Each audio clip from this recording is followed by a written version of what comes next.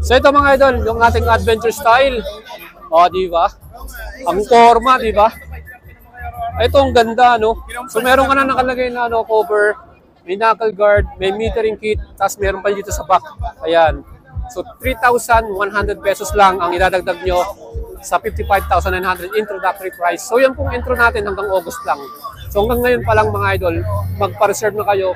Sigurado ako, maraming order nito. So again, 4 na kulay, red, black, green, at white. So tingin nyo mga idol, ano ba yung magugustuhan nyo rito? Aba, magpa-reserve na kayo mga idol, di ba?